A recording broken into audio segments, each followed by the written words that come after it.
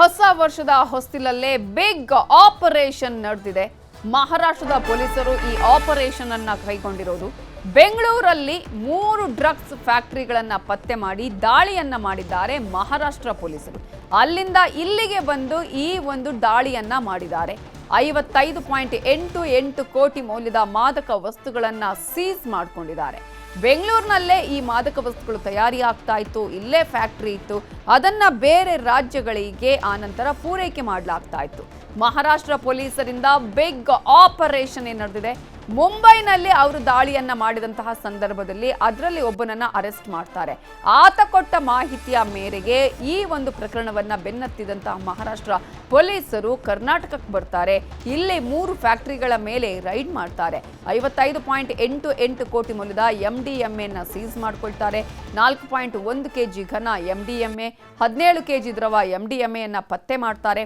ಒಟ್ಟು 55.88 ಕೋಟಿ ಮೌಲ್ಯದ 21.4 kg ಡ್ರಗ್ಸ್ ಅನ್ನ ಕೂಡ ಸೀಸ್ ಮಾಡಿಕೊಂಡಿದ್ದಾರೆ ಮಹಾರಾಷ್ಟ್ರ ಪೊಲೀಸರು.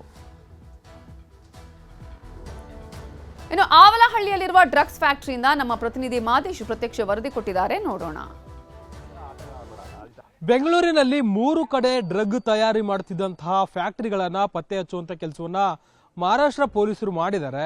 ಮೊನ್ನೆ ಅಂದ್ರೆ 26ನೇ ತಾರೀಕು ಮಹಾರಾಷ್ಟ್ರ ಪೊಲೀಸರು ಮಾಹಿತಿಯೊಂದರ ಆಧರಿಸಿ ಆವಲಹಳ್ಳಿ ಪೊಲೀಸ್ ಠಾಣಾ ವ್ಯಾಪ್ತಿಯಲ್ಲಿ ಯರಪನಹಳ್ಳಿ ಅಂತ ಏನು ಬರುತ್ತೆ, ಆ ಒಂದು ಯರಪನಹಳ್ಳಿ ಬಳಿ ಒಂದು ಸ್ಥಳಗಳಲ್ಲಿ ಈ ರೀತಿಯಾಗಿ ಒಂದು ಮನೆಯನ್ನ ಮಾಡಿಕೊಂಡು ಅದರಲ್ಲಿ ಡ್ರಗ್ ಅನ್ನ ತಯಾರಿಕೆ ಮಾಡುವಂತ ಕೆಲಸವನ್ನ ಒಂದಷ್ಟು ಜನ ಆರೋಪಿಗಳು ಮಾಡ್ತಿದ್ರು ಅಂತೇಳಿ ತನಿಖೆ ವೇಳೆ ಗೊತ್ತಾಗಿದೆ.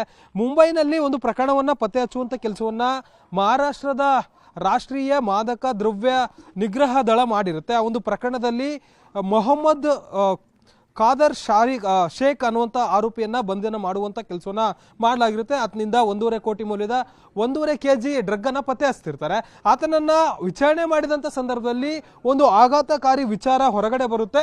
ಬೆಂಗಳೂರಿನಲ್ಲಿ 3 ಕಡೆ ಡ್ರಗ್ ಫ್ಯಾಕ್ಟರಿಗಳನ್ನ ಮಾಡಿಕೊಂಡು ಆರೋಪಿಗಳು ಡ್ರಗ್ ಅನ್ನ ತಯಾರಿಕೆ ಮಾಡ್ತಿದ್ರು ಅಂತ ಹೇಳಿ ಗೊತ್ತಾಗಿದೆ.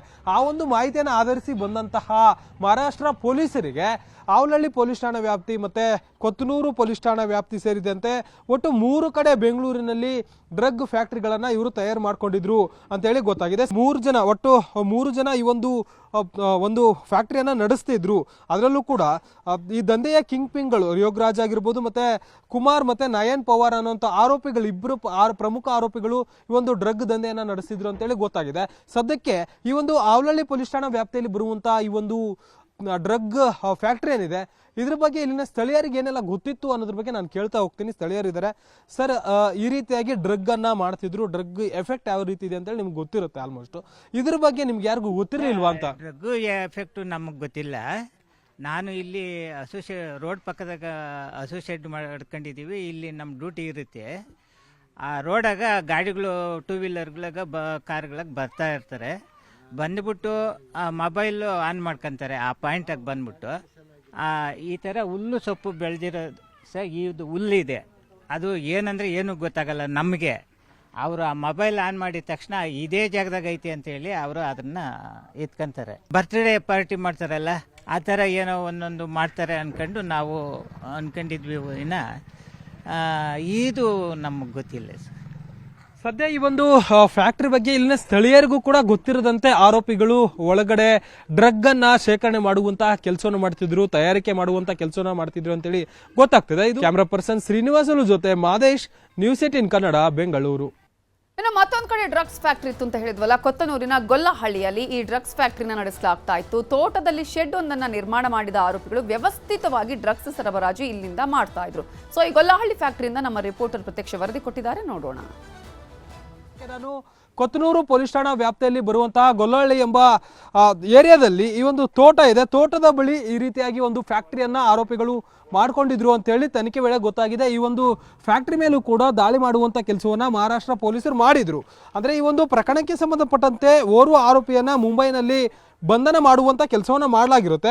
ಆ ಆರೋಪಿ ನೀಡಿರುವಂತಹ ಮಾಹಿತಿ ಮೇರೆಗೆ ಬೆಂಗಳೂರಿನಲ್ಲಿ ಈ ರೀತಿಯಾಗಿ ಒಂದಷ್ಟು ಫ್ಯಾಕ್ಟರಿಗಳನ್ನ ಮಾಡ್ಕೊಂಡಿದ್ರು ಅಂತೇಳಿ ಗೊತ್ತಾಗುತ್ತೆ. ಆ ಗೊತ್ತಾದಂಥ ಸಂದರ್ಭದಲ್ಲಿ ಘಟನಾ ಸ್ಥಳಕ್ಕೆ ಬಂದು ಪರಿಶೀಲನೆ ಮಾಡಿದಾಗ ಮಹಾರಾಷ್ಟ್ರ ಪೊಲೀಸರಿಗೆ ಶಾಕಿಂಗ್ ವಿಚಾರ ಗೊತ್ತಾಗುತ್ತೆ. ಕಂಪ್ಲೀಟ್ ಆಗಿ ವ್ಯವಸ್ಥಿತವಾಗಿ ಒಂದು 3 ಫ್ಯಾಕ್ಟ್ರಿಗಳನ್ನು ಇವರು ಓಪನ್ ಮಾಡ್ಕೊಂಡಿದ್ರು ಅಂತೇಳಿ ತನಿಖೆ ವೇಳೆ ಗೊತ್ತಾಗಿದೆ. ಈಗಾಗಲೇ ಆರೋಪಿಗಳನ್ನು ಬಂಧನ ಮಾಡುವಂಥ ಕೆಲಸವನ್ನು ಪೊಲೀಸರು ಮಾಡಿದ್ದಾರೆ. ಒಟ್ಟು 3 ಜನ ಆರೋಪಿಗಳು ಇದರನ್ನು ನಡೆಸ್ತಿದ್ರು ಅಂತೇಳಿ ಗೊತ್ತಾಗಿದೆ. ಅದರಲ್ಲಿ ಇಬ್ಬರು ಮೇನ್ ಕಿಂಗ್ ಪಿನ್ಗಳು, ರಾಜಸ್ಥಾನ ಮೂಲದ ಇಬ್ಬರು ಕಿಂಗ್ ಪಿನ್ಗಳು ಈ ಒಂದು ಫ್ಯಾಕ್ಟ್ರಿಯನ್ನು ನಡೆಸಿದ್ರು ಅಂತೇಳಿ ತನಿಖೆ ವೇಳೆ ಗೊತ್ತಾಗಿದೆ. ಯೋಗಿರಾಜ್ ಕುಮಾರ್ ಹಾಗೂ ನಯನ್ ಪವಾರ್ ಎಂಬ ಇಬ್ಬರು ಆರೋಪಿಗಳು ಇವರು ಡ್ರಗ್ ಬಿಸ್ನೆಸ್ ಮೆನ್ಗಳಾಗಿ ಕೆಲಸ ಮಾಡ್ತಿದ್ರು. ಡ್ರಗ್ ಬಿಸ್ನೆಸ್ ಮೆನ್ಗಳು ಇವರು ಸಾಕಷ್ಟು ದೊಡ್ಡ ದಂಧೆಯನ್ನು ನಡೆಸ್ತಿದ್ರು ಅಂತೇಳಿ ಗೊತ್ತಾಗಿದೆ. ಮುಂಬೈನಲ್ಲಿ ನಡೆದಿದ್ದಂಥ ಒಂದು ಪ್ರಕರಣವನ್ನು ಬೆನ್ನಟ್ಟಿದಂಥ ಪೊಲೀಸರಿಗೆ ಈ ಒಂದು ಫ್ಯಾಕ್ಟ್ರಿಗಳ ಬಗ್ಗೆ ಗೊತ್ತಾಗುತ್ತೆ. ಒಟ್ಟು 3 ಫ್ಯಾಕ್ಟ್ರಿಗಳು, 2 ಫ್ಯಾಕ್ಟ್ರಿಗಳು ಅಂದರೆ 2 ಡ್ರಗ್ ತಯಾರಿಕೆ ಮಾಡ್ತಿದ್ದಂಥ ಫ್ಯಾಕ್ಟ್ರಿಗಳು, ಇನ್ನೊಂದು ಗೋದಾಮು ಅಂದರೆ ಡ್ರಗ್ಗನ್ನು ಶೇಖರಣೆ ಮಾಡ್ತಿರುವಂಥದ್ದು, ಜೊತೆಗೆ ಇದಕ್ಕೆ ಬಳಸ್ತಿರುವಂಥ ವಸ್ತುಗಳನ್ನು ಶೇಖರಣೆ ಮಾಡ್ತಿದ್ದಂತಹ ಒಂದು ಮನೆಯನ್ನು ಕೂಡ ಪತ್ತೆ ಹಚ್ಚುವಂಥ ಕೆಲಸವನ್ನು ಮಹಾರಾಷ್ಟ್ರ ಪೊಲೀಸರು ಮಾಡಿದ್ದಾರೆ. ಮಹಾರಾಷ್ಟ್ರದ ಮಾದಕ ವಸ್ತು ನಿಯಂತ್ರಣ ದ್ರವ್ಯ ದಳದ ಅಧಿಕಾರಿಗಳು ಈ ಒಂದು ಕಾರ್ಯಾಚರಣೆಯನ್ನು ಮಾಡಿದ್ದಾರೆ. ಜೊತೆಗೆ ಇಲ್ಲಿ ಬೆಳಗಾವಿ ಮೂಲದ ಓರ್ವ ವ್ಯಕ್ತಿಯನ್ನು ಕೂಡ ಬಂಧನ ಮಾಡುವಂಥ ಕೆಲಸವನ್ನು ಮಾಡಲಾಗಿತ್ತು. ಅಂದರೆ ಬೆಳಗಾವಿ ಮೂಲದ ಪ್ರಶಾಂತ್ ಯಲ್ಲಪ್ಪ ಪಾಟೀಲ್ ಎಂಬಾತನನ್ನು ಕೂಡ ಈ ಒಂದು ಪ್ರಕರಣದಲ್ಲಿ ಬಂಧನ ಮಾಡುವಂಥ ಕೆಲಸವನ್ನು ಮಾಡಲಾಗಿದೆ. ಈ ಒಂದು ಪ್ರಕರಣದಲ್ಲಿ ಇನ್ನೂ ಸಾಕಷ್ಟು ಜನ ಕೂಡ ಭಾಗಿಯಾಗಿರುವಂಥ ಶಂಕೆ ಇದೆ. ಇನ್ನೂ ಕೂಡ ಸಾಕಷ್ಟು ಜನರನ್ನು ಬಂಧನ ಮಾಡುವಂಥ ಕೆಲಸವನ್ನು ಕೂಡ ಪೊಲೀಸರು ಮಾಡ್ತಾರೆ. ಸದ್ಯಕ್ಕೆ ಈ ಒಂದು ಪ್ರಕರಣಕ್ಕೆ ಸಂಬಂಧಪಟ್ಟಂತೆ ಮಹಾರಾಷ್ಟ್ರ ಪೊಲೀಸರು ಅಂತೂ ತನಿಖೆ ಮಾಡುವಂಥ ಕೆಲಸವನ್ನು ಮಾಡ್ತಿದ್ದಾರೆ. ಜೊತೆಗೆ ಈ ಒಂದು ಪ್ರಾಪರ್ಟಿ ಯಾರಿದ್ದಾರೆ, ಮಾಲೀಕರು ಯಾರಿದ್ದಾರೆ, ಈ ಒಂದು ತೋಟ ಆಗಿರ್ಬೋದು ಮತ್ತು ಈ ಒಂದು ಫಾರ್ಮ್ ಹೌಸ್ ರೀತಿಯಲ್ಲಿರುವಂಥ ಈ ಒಂದು ಜಾಗದ ಮಾಲೀಕರು, ಜೊತೆಗೆ ಎಲ್ಲೆಲ್ಲಿ ಆರೋಪಿಗಳು ಬಳಸ್ಕೊಂಡಿದ್ದಾರಲ್ಲ ಆ ಒಂದು ಕಟ್ಟಡದ ಮಾಲೀಕರ ಮೇಲೂ ಕೂಡ ಕ್ರಮ ಕೈಗೊಳ್ಳೋದಕ್ಕೆ ಪೊಲೀಸರು ಮುಂದಾಗಿದ್ದಾರೆ. ಸದ್ಯಕ್ಕೆ ಆಯಾ ಕಟ್ಟಡಗಳನ್ನು ಈಗ ಸೀಸ್ ಮಾಡುವಂಥ ಕೆಲಸವನ್ನು ಮಹಾರಾಷ್ಟ್ರ ಪೊಲೀಸರು ಮಾಡಿದ್ದಾರೆ. ಸದ್ಯಕ್ಕೆ ಹೆಚ್ಚಿನ ತನಿಖೆ ನಡೀತಿದೆ. ಈ ಒಂದು ವಿಚಾರ ಪೊಲೀಸರಿಗೆ, ಬೆಂಗಳೂರು ಪೊಲೀಸರಿಗೆ ಒಂಚೂರು ಗೊತ್ತಿರಲಿಲ್ಲ ಅನ್ನೋಂಥದ್ದು ನಿಜಕ್ಕೂ ಕೂಡ ಸಾಕಷ್ಟು ಪ್ರಶ್ನೆಗಳನ್ನು ಮೂಡಿಸ್ತಿದೆ. ಇದ್ರ ಬಗ್ಗೆ ಬೆಂಗಳೂರು ಪೊಲೀಸರು ಏನು ಆನ್ಸರ್ ಮಾಡ್ತಾರೆ ಅನ್ನೋದನ್ನ ಕಾದು ನೋಡಬೇಕಿದೆ. ಕ್ಯಾಮ್ರಾ ಪರ್ಸನ್ ಶ್ರೀನಿವಾಸಲು ಜೊತೆ ಮಾದೇಶ್, ನ್ಯೂಸ್ 18 ಕನ್ನಡ, ಬೆಂಗಳೂರು.